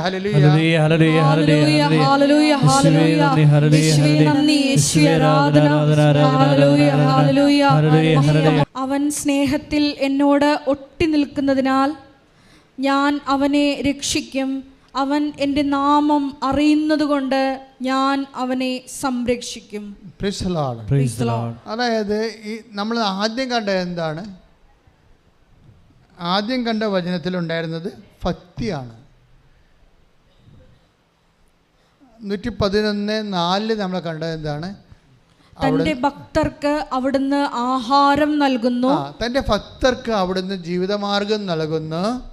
അവിടുന്ന് തന്റെ ഉടമ്പടിയെ എപ്പോഴും അനുസ്മരിക്കുന്നു. അവിടുന്ന് തന്റെ ഉടമ്പടിയെ എപ്പോഴും അനുസ്മരിക്കുന്നു. അപ്പോൾ ഭക്തർക്ക് ജീവിതമാർഗം നൽകുന്നതിൻ്റെ ബേസ്മെൻ്റ് എന്ന് പറയണത്, അടിസ്ഥാനം എന്താണ്? ദൈവം നമ്മുടെ ഉടമ്പടി അനുസ്മരിക്കുന്നത് കൊണ്ടാണ്. അപ്പോൾ ദൈവം നമ്മുടെ ഉടമ്പടി അനുസ്മരിക്കണം. പിടികിട്ടിയ? ദൈവം നമ്മുടെ നിങ്ങൾ ദൈവത്തോട് ചെയ്ത ഉടമ്പടിയെ ദൈവം അനുസ്മരിക്കണം. ദൈവം അനുസ്മരിക്കണമെങ്കിൽ എന്ത് ചെയ്യണം? നിങ്ങൾക്ക് ആ ഭക്തി എന്ന് പറഞ്ഞ ഒട്ടലില്ലേ, അതെന്തുകൊണ്ടാണ് ഒട്ടണത്? ദൈവസ്നേഹത്താലാണ് ഒട്ടണത്. 91 സങ്കീർത്തനം അതല്ലേ പറയണേ, 91:14 അല്ലേ? അവൻ സ്നേഹത്തിൽ എന്നോട് ഒട്ടി നിൽക്കുന്നതിനാൽ പറഞ്ഞേ, അവിടുന്ന് സ്നേഹത്തിൽ എന്നോട് ഒട്ടി നിൽക്കുന്നതിനാൽ ഞാൻ അവനെ രക്ഷിക്കും. അവൻ എൻ്റെ നാമം. അപ്പോഴേ ഒട്ടി നിൽക്കുമ്പോഴേ രക്ഷിക്കുക മാത്രമല്ല, ദൈവം നമ്മുടെ ഉടമ്പടി അനുസ്മരിക്കും. അവിടുന്ന് സ്നേഹത്തിൽ നമ്മൾ ദൈവത്തോട് ഒട്ടി നിൽക്കുകയാണെങ്കിൽ ഉടമ്പടി അനുസ്മരിക്കും. ഉടമ്പടി അനുസ്മരിച്ചാൽ മതി. കാര്യം ദൈവം നമ്മളൊന്ന് ഓർത്താൽ മതി. നമുക്ക് ഈ അനുഗ്രഹം വരുന്നതിൻ്റെ സോഴ്സ്, ഇപ്പോൾ ആൻ്റണി പാടിയില്ലേ, വരുന്നുണ്ട് നിൻ്റെ അനുഗ്രഹം വരുന്നുണ്ട്, ആഹാരം വരുന്നുണ്ടെന്നൊക്കെ പറയണത് എന്തുകൊണ്ടാണ്? ദൈവം ദൈവത്തിനെ സംബന്ധിച്ചിടത്തോളം ഭക്തി, വിശ്വാസം, സ്നേഹം എല്ലാം വർക്കൗട്ട് ചെയ്യണത് ഒറ്റ ആപ്പിലാണ്, സിംഗിൾ മെമ്മറിയാണ്. അത് കുർബാന പോലും മെമ്മറി ആക്കി കളഞ്ഞതിൻ്റെ കാരണം അതാണ്. നിൻ്റെ സ്നേഹം ദൈവം അനുഭവിക്കുന്നത് നീ ദൈവത്തെക്കുറിച്ച് ഓർക്കുമ്പോഴാണ്. ദൈവത്തിൻ്റെ സ്നേഹം നീ അനുഭവിക്കുന്നതും നീ ദൈവത്തെക്കുറിച്ച് ഭക്തിയോടെ ഓർക്കുമ്പോഴാണ്. ഓർമ്മയാണ് ഇതിൻ്റെ ബേസ്മെൻ്റ് എല്ലാം. When we lost your memory, you lost your faith and your God. അതാണ് സത്യം. എന്നെങ്കിലും നീ ദൈവത്തിനെക്കുറിച്ചുള്ള ഓർമ്മ നിനക്ക് നഷ്ടമായാൽ അവിടെ വെച്ച് നീ ഭക്തനല്ലാതായി മാറും. പ്രാർത്ഥിക്കുക, കർത്താവായ ദൈവമേ, അങ്ങയെക്കുറിച്ച് സ്നേഹത്തോടെ ഓർക്കുവാൻ ആവശ്യമായ അഭിഷേകം എനിക്ക് നൽകണമേ. അതാണ് അച്ഛൻ ആദ്യമേ പറഞ്ഞത്. മക്കളെ, ഏറ്റവും വലിയ പുണ്യം എന്ന് പറയുന്നത് ഓർമ്മയാണ്. ദൈവത്തെക്കുറിച്ച് ഓർക്കുമ്പോഴുണ്ടാകുന്ന ദൈവത്തെക്കുറിച്ച് നമ്മുടെ ജീവിത അവസ്ഥകളെ അടിസ്ഥാനപ്പെടുത്താതെ തന്നെ ദൈവത്തിന് വേണ്ടി മാത്രം ഓർക്കുക കഴിഞ്ഞാൽ നീ കറക്റ്റ് ദൈവപൈതലാകും. കാര്യം ഇതൊരു ഓർമ്മയിലാണ് നീയും ദൈവവും തമ്മിലുള്ള റിലേഷൻസ് വർക്കൗട്ട് ചെയ്യണത്, ഓർമ്മയുടെ അടിസ്ഥാനത്തിലാണ്. അതുകൊണ്ടാണ് ജീസസ് പറഞ്ഞത്, do this in memory of me. ഇതെൻ്റെ ഓർമ്മയ്ക്കായി ചെയ്യുവേൻ. ഇത് ഓർക്കുമ്പോഴെല്ലാം നമുക്ക് ചുമ്മാ ഇങ്ങനെ അപ്പം മുറിച്ച് ഓർക്കാൻ പറ്റത്തില്ല. അപ്പം മുറിക്കുമ്പോഴെല്ലാം നിങ്ങൾ ഓർക്കേണ്ടത്, take the word of God, Saint Paul reference, ശ്രദ്ധിക്കേണ്ടത് ഇത് ചെയ്യുമ്പോഴെല്ലാം അവൻ്റെ പീഡാനുഭവത്തെക്കുറിച്ച് ഓർക്കുന്നു, അവൻ്റെ തിരുമരണത്തെക്കുറിച്ച് ഓർക്കുന്നു. ശ്രദ്ധിക്കട്ടെ. ഹല്ലേലൂയ, ഹല്ലേലൂയ, ഹല്ലേലൂയ.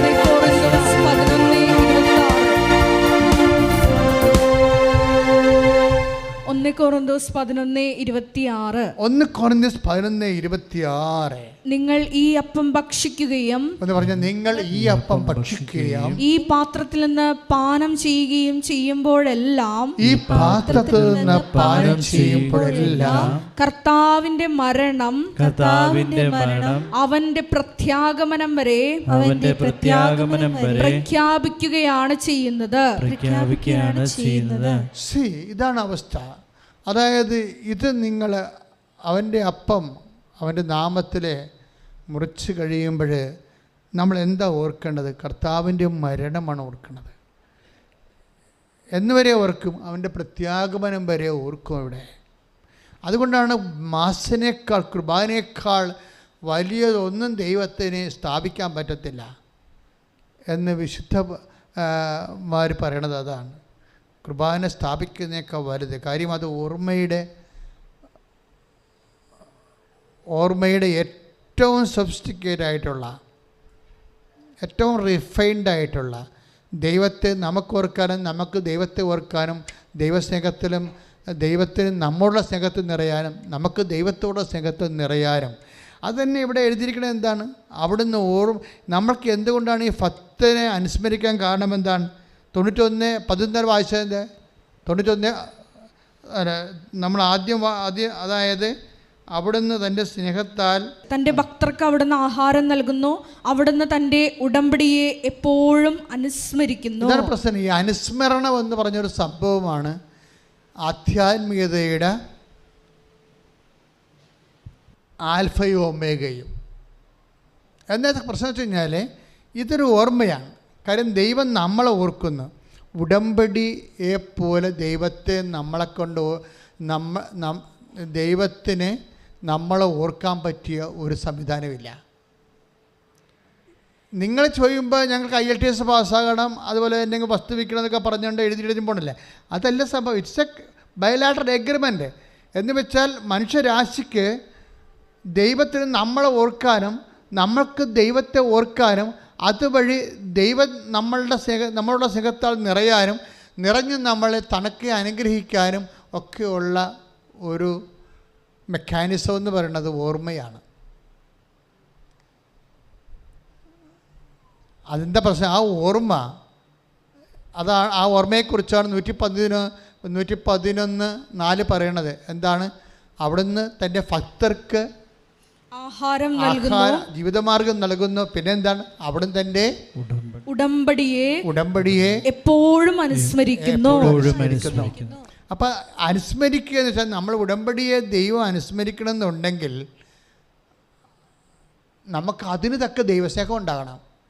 കാര്യം എന്താണ്? ഭക്തർക്കല്ലേ, ഭക്തരുടെ ഉടമ്പടിയല്ലേ അനുസ്മരിക്കണത്, അല്ലേ? ദൈവം ഭക്തരുടെ ഉടമ്പടിയാണ് അനുസ്മരിക്കണത്. ഭക്തി എന്ന് പറഞ്ഞാൽ എന്താണ്?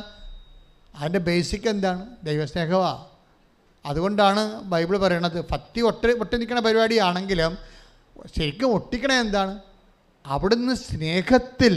Take the word of God. 91 സങ്കീർത്തനം ശ്രദ്ധിക്കട്ടെ. ഹല്ലേലൂയ ഹല്ലേലൂയ ഹല്ലേലൂയ. 91 സങ്കീർത്തനം 14 തിരുവചനം. 91:14. അവൻ സ്നേഹത്തിൽ എന്നോട് അവിടുന്ന് സ്നേഹത്തിൽ എന്നോട് ഒട്ടി നിൽക്കുന്നതിനാൽ ഞാൻ അവനെ രക്ഷിക്കും. രക്ഷ വരണതും സംരക്ഷണം വരണതും എല്ലാം വരണത് എന്താണ്? നിൻ്റെ സ്നേഹത്തിൻ്റെ ലെവലനുസരിച്ചാണ്, ദൈവസ്നേഹത്തിൻ്റെ ലെവല്.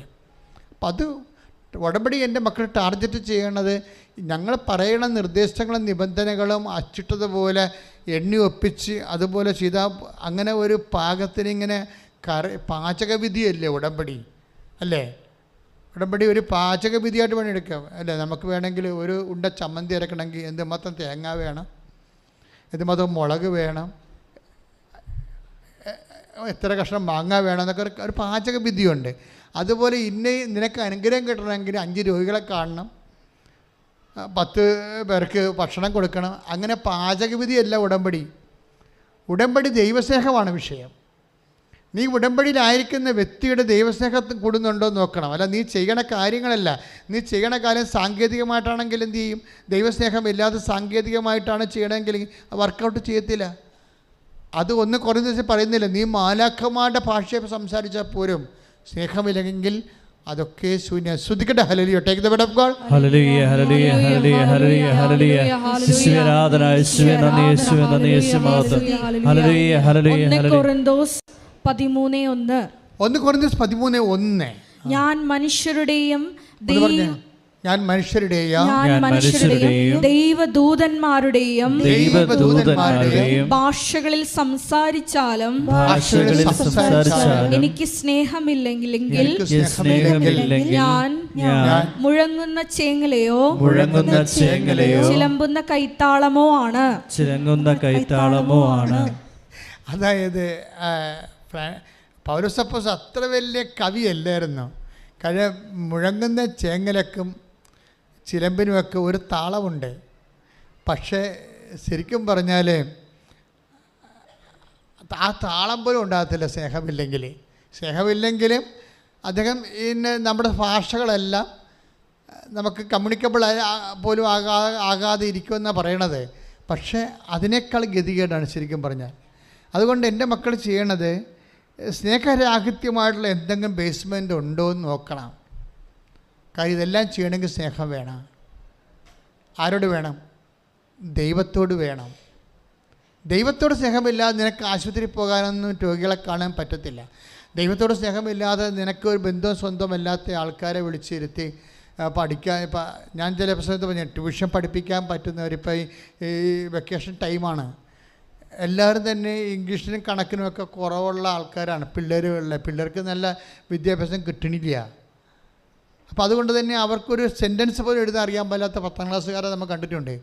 അപ്പോൾ കുറച്ച് പഠിപ്പുള്ളവർ SLC അതുപോലെ തന്നെ 9ാം ക്ലാസ്സുകാരൊക്കെ വിളിച്ചിരുത്തിയിട്ട് അവർ കിട്ടുന്ന സമയം കൊണ്ട് അവിടെ ഗ്രാമർ ഒന്ന് ചെക്ക് ചെയ്യണം, അവിടെ കണക്കൊന്ന് നോക്കണം. അവർക്ക് ബേസിക് പോയിരിക്കുന്ന ആൾക്കാരാണ്. അപ്പോൾ അവർ 10ാം ക്ലാസ്സിൽ പഠിച്ചാലും ജോലിയൊന്നും കിട്ടത്തില്ല അവർക്ക്.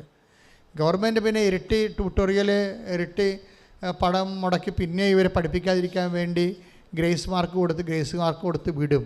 പക്ഷേ ഇവരെന്നാ പറ്റണമെന്ന് വെച്ച് കഴിഞ്ഞാൽ ഗവൺമെൻറ് എന്താ ഉദ്ദേശിക്കുന്നത്, അതായത് സ്കിൽഫുൾ അല്ലാത്ത കുറച്ച് തൊഴിലാളികളെ അടുത്ത തലമുറ സൃഷ്ടിക്കാൻ പറ്റുന്ന വിദ്യാഭ്യാസമാണ് ചില സമയത്ത് ഈ ഓൾ പ്രൊമോഷൻ കൊണ്ട് ഉണ്ടാകണത്.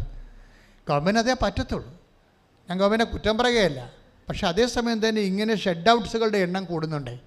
അതേസമയം തന്നെ 9ാം ക്ലാസ് വരെ ചെന്നിട്ടും ബേസിക്സ് കിട്ടാത്തവരുണ്ട്. അവരെ നിങ്ങൾ വിളിച്ചിരുത്തി ജാതിയും മതവും നോക്കാതെ അവരുടെ ബേസിക്സ് കറക്റ്റ് ചെയ്യണം. ഗ്രാമർ ആയാലും ഇംഗ്ലീഷ് ആയാലും കണക്കായാലും ഒന്ന് നോക്കണം. ഗ്രാമർ, ഇംഗ്ലീഷ്, കണക്ക് ഒന്ന് നോക്കിയിട്ട് കാര്യം അവർക്ക് ഇപ്പോൾ ട്യൂഷൻ പൈസ കൊടുത്ത് ട്യൂഷൻ ചെയ്യാൻ ഉള്ള മാർഗ്ഗമില്ലാത്തവരെ നോക്കണം. അത് ഉടമ്പടിയുടെ ഒരു ഭാഗമാകണം. പക്ഷേ അത് നിങ്ങൾ ദൈവസ്നേഹത്താൽ ചെയ്യണം. ദൈവസ്നേഹത്തെ ചെയ്തില്ലെങ്കിലുള്ള കുഴപ്പമെന്ന് വെച്ച് കഴിഞ്ഞാൽ പിന്നെ സമുദായ സ്നേഹമാണ് ഉള്ളത്. കേരളത്തിൻ്റെ കാര്യം പറയുകയാണ്. ഒരു മനുഷ്യൻ ദൈവസ്നേഹത്തെ ഇപ്പം നമ്മൾ ജാതി മാറണം, ജാതി ഉണ്ടാവരുത്, മതം ഉണ്ടാവരുതെന്നൊക്കെ പറഞ്ഞാലും ഇത് ഒരു പറയുന്ന ആൾക്കാർ അതിനേക്കാൾ വലിയ ജാതി കളിക്കുന്ന ആൾക്കാരാണ്. പക്ഷെ ഒരു കാര്യം ക്രിസ്തുവിനെ സംബന്ധിച്ചത് ഒരു കാര്യമേ പറഞ്ഞിട്ടുള്ളൂ, ജാതി മതം ഇങ്ങനെയുള്ള സംഭവങ്ങൾക്ക് അതിജീവിക്കണമെന്ന് പറയുമ്പോൾ ഇപ്പോൾ കുറേ അങ്ങോട്ടും ഇങ്ങോട്ടും ഇപ്പം ചില പറയും ഇവിടെ ഇപ്പോൾ കാസ്റ്റുമാർ കല്യാണം കഴിക്കുന്നവർക്ക് ഗവൺമെൻറ് കാശ് കൊടുക്കണില്ലേ? കാസ്റ്റുമാർ കല്യാണം കഴിക്കുന്നവർക്ക് അല്ലേ, 2 കാസ്റ്റിൽ എതിർ കാസ്റ്റിൽ കല്യാണം കഴിക്കുന്നവർക്ക് കാശ് കൊടുക്കുന്നുണ്ട്. അപ്പോൾ അതുകൊണ്ട് കാസ്റ്റ് സിസ്റ്റം മാറുമെന്നാണ് ഇവർ പറയണത്. ആര് മാറാൻ? ഒരിക്കലും മാറത്തില്ല. കാരണം ഇത് ജാതി എന്നല്ല, ജനിതകമല്ലേ, ജനറ്റിക്കല്ലേ ഇത് സാധനം, ബ്ലഡിൽ കിടക്കുന്ന സാധനമല്ലേ ഇത്. ജാത്യ ഗുണം തൂത്താ പോവുക. ഇതിൻ്റെ അകത്തുള്ളത് ജനറ്റിക്കൽ കേസാണിത്. ഇത് കുറേ വർഷങ്ങൾ. അതുകൊണ്ടാണ് ഈശോ എന്നാ പറഞ്ഞറിയോ, ലവ് ലെവൽ കൂട്ടണം. ലെവൽ നോക്കി കഴിഞ്ഞാൽ അപ്പം പിന്നെ ജാതി മതം നോക്കത്തില്ല. ഈശ്വരൻ്റെ വിശ്വാസത്തെ ചിലപ്പോൾ അത് നോക്കും, ബാക്കി ഭൗതിക കാര്യങ്ങൾക്കൊന്നും നോക്കത്തില്ല. ഈശ്വരവിശ്വാസം നിത്യതയുമായിട്ട് ബന്ധപ്പെട്ടുള്ള നിത്യത വീട്ടിക്കൊണ്ട് നമ്മൾ ഒരു കളിയും കളിക്കാൻ പറ്റത്തില്ല. കാര്യം നിത്യതയ്ക്ക് വേണ്ടി ക്രൂശിക്കപ്പെട്ട് രക്തം ചിന്തി ജീവൻ ചൊരിഞ്ഞവനാണ് നമുക്ക് നിത്യജീവൻ നൽകേണ്ടത്. ആ നിത്യജീവൻ നഷ്ടപ്പെടുത്തിക്കൊണ്ട് ഒരു വിശ്വാസിക്ക് ഒരിക്കലും ഒന്നും ചെയ്യാൻ പറ്റത്തില്ല. പക്ഷേ ഞാൻ സംസാരിക്കുന്ന വിഷയം വിദ്യാഭ്യാസമാണ്, നിത്യതയല്ല. അനുദിന ജീവിതത്തിലെ ഭൗതിക ജീവിത സാഹചര്യങ്ങളാണ്. ഭൗതിക ജീവിത സാഹചര്യങ്ങളിലെ കൊടുക്കലും മേടിക്കലും ഒക്കെ വരണതെല്ലാം ഒരു മനുഷ്യൻ്റെ സ്നേഹ ലെവൽ കൂടുമ്പോഴാണ്. അതുകൊണ്ട് ഈശോ എന്നാ ചെയ്യുന്നറിയാവോ, ഞാനാണെന്ന് എന്നെ നിങ്ങൾ സ്നേഹിക്കണം. എന്തിനാണെന്നറിയാവോ, എന്നെ നിങ്ങൾ എല്ലാത്തേക്കാളും ഉപരി ദൈവത്തെ സ്നേഹിക്കണമെന്ന് പറഞ്ഞില്ലേ? അതെന്തിനാണ് അങ്ങനെ പറഞ്ഞിരിക്കണത്? എന്തിനാണ്? എല്ലാത്തിനേക്കാൾ ഉപരി നമ്മൾ ദൈവത്തെ സ്നേഹിച്ചു കഴിഞ്ഞാൽ ദൈവത്തിനെ സ്നേഹിക്കുന്ന പോലെ തന്നെ നമുക്ക് മനുഷ്യരെ സ്നേഹിക്കാം, ജാതി മതം നോക്കാതെ. അതുകൊണ്ട് എന്ത് പറഞ്ഞു, ഞാൻ രോഗിയാണെന്നല്ലേ ഈശോ പറഞ്ഞത് അല്ലേ? Take the word of God. സ്തുതിക്കട്ടെ. ഹല്ലേലൂയ ഹല്ലേലൂയ ഹല്ലേലൂയ ഹല്ലേലൂയ യേശുവേ നന്ദി. ഹല്ലേലൂയ ഹല്ലേലൂയ യേശുവേ നന്ദി, യേശുവേ ആരാധന. ഹല്ലേലൂയ ഹല്ലേലൂയ മഹത്വം സ്തുതിക്കട്ടെ സ്തുതിക്കട്ടെ. ഹല്ലേലൂയ നന്ദി. ഹല്ലേലൂയ ഹല്ലേലൂയ ഹല്ലേലൂയ. മത്തായി 25:36. മത്തായി 25:36. ഞാൻ നഗ്നനായിരുന്നു, നിങ്ങൾ എന്നെ ഉടുപ്പിച്ചു. പറഞ്ഞ ഞാൻ നഗ്നനായിരുന്നു, നിങ്ങൾ എന്നെ ഉടുപ്പിച്ചു. ഞാൻ രോഗിയായിരുന്നു, നിങ്ങൾ എന്നെ സന്ദർശിച്ചു. അപ്പൊ രോഗിയെ കാണുമ്പോൾ ആരായിട്ട് കാണണമെന്നാ പറയണത്? ക്രിസ്തുവായിട്ട് കാണണമെന്നാ പറയണത്. മനസ്സിലായില്ലേ? അതാണ് വിഷയം. എല്ലാത്തിനേക്കാളും ഉപരി ക്രിസ്തുവിനെ സ്നേഹിക്കാൻ പറഞ്ഞു കഴിഞ്ഞാൽ നമുക്ക് ദൈവസ്നേഹം വർദ്ധിക്കുന്ന അനുസരിച്ച് കൊണ്ട് പിന്നെ എന്താ പറയണത്, അത് നേരെ തിരിച്ചു വരും. എങ്ങനെ തിരിച്ചു വരും? നമ്മൾ രോഗിനെ കാണുമ്പോൾ നമ്മൾ എല്ലാത്തിനേക്കാളും ഉപരി ക്രിസ്തുവിനെ സ്നേഹിക്കുമ്പോൾ ആ എല്ലാത്തിനേക്കാളും ഉപരി ക്രിസ്തുവിന് കൊടുക്കുന്ന സ്നേഹം ആർക്ക് കൊടുക്കും? ഞാൻ ക്രിസ്തുവിനെ രോഗിയായിട്ട് കാണുമ്പോൾ നമ്മൾ എന്ത് ചെയ്യും? ഇപ്പോൾ രോഗിനെ ക്രിസ്തുവായിട്ട് കാണുമ്പോൾ എന്ത് ചെയ്യും? നമ്മളെല്ലാത്തിനേക്കാളും ഉപരി ക്രിസ്തുവിനെ സ്നേഹിക്കുന്നു. ആ സ്നേഹം തന്നെ ക്രിസ്തുവിന് കൊടുക്കുന്ന ആ ബഹുമാനവും ആദരവും സ്നേഹവും നമ്മൾ ആർക്ക് കൊടുക്കും? രോഗികൾക്ക് കൊടുക്കും. മനസ്സിലായ? അവരെന്ത് ജാതിയായാലും എന്ത് അവസ്ഥയായാലും ആ ദൈവത്തിന് കൊടുക്കുന്ന അതേ നിലവാരം ആ രോഗികൾക്ക് കൊടുക്കും. ഇത് സുഖമാണ് സുവിശേഷത്തിൻ്റെ കാഴ്ചപ്പാട്. ആരെയും തല്ലാനും കൊല്ലാനും ഒന്നും പറയണില്ല. തളർന്നു കിടക്കുന്നവനെ താങ്ങാനുള്ള ദൈവസ്നേഹം ഉണ്ടാകാൻ വേണ്ടിയാണ് ക്രിസ്തു ക്രൂശിക്കപ്പെട്ട കാലമാണ് നോൻപ് കാലം. ശ്രുതിക്കട്ടെ. ഹല്ലേലൂയ.